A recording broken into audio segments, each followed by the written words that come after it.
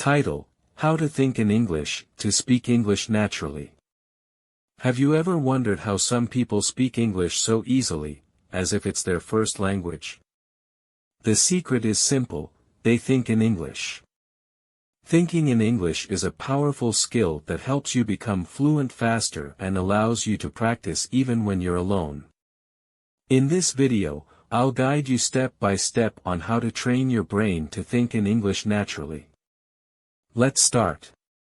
First, understand why thinking in English is important. If you always translate from your native language to English, it slows you down. You feel stuck because your brain is doing too much work. But when you think directly in English, everything becomes smoother. You can speak more naturally and confidently. The good news is, you can practice this skill anytime. It's like exercising your brain to get stronger in English. So how do you do it? Start with simple steps. Look around you right now. What do you see? A chair? A table? A book? Start naming these things in English in your mind. Instead of saying the name in your native language and then translating, just say the English word. For example, think, "This is a chair," or "the table is brown." If you're not sure of a word, look it up, and then keep using it. One fun way to practice is by putting sticky notes on items in your house. Write their names in English and stick them on things like doors, windows, or mirrors. Every time you see the note, your brain gets used to connecting the object with the English word. Another way to practice thinking in English is to talk to yourself about what you're doing. For example, if you're cooking, think, "I'm cutting vegetables," or "I'm boiling water." If you're cleaning, say, "I'm sweeping the floor." At first, it might feel strange to talk to yourself, but trust me, it works. Over time, it will feel natural. Writing is another great tool. Keep a small diary where you write about your day in English. It doesn't need to be perfect.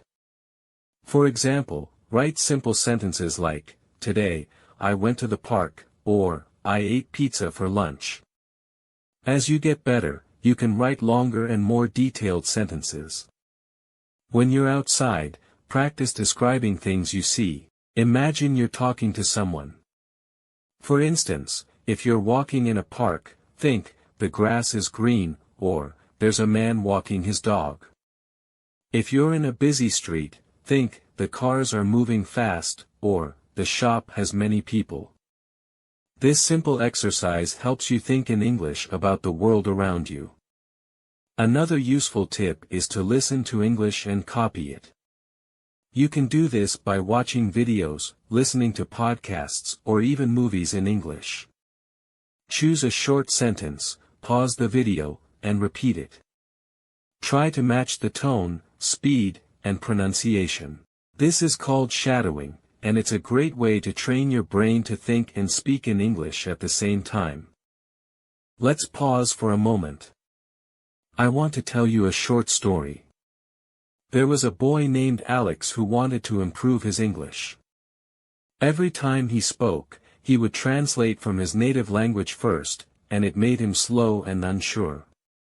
One day, Alex decided to change his approach.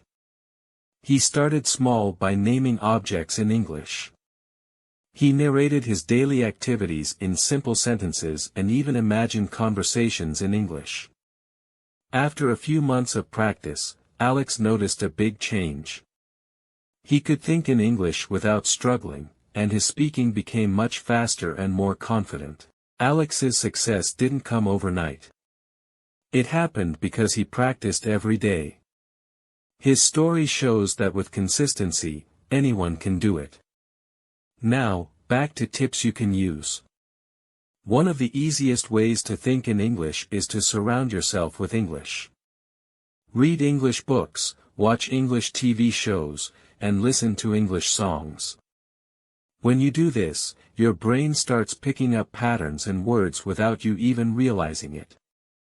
You can also create imaginary conversations in your mind. Pretend you're talking to someone in English. For example, imagine explaining your favorite movie or answering questions in an interview. The more you practice, the more confident you'll feel. Don't forget to challenge yourself. If you've been thinking in short sentences, try making them longer. Instead of saying, "I'm eating," say, "I'm eating a delicious sandwich because I'm very hungry." Adding details will help your brain process more ideas in English.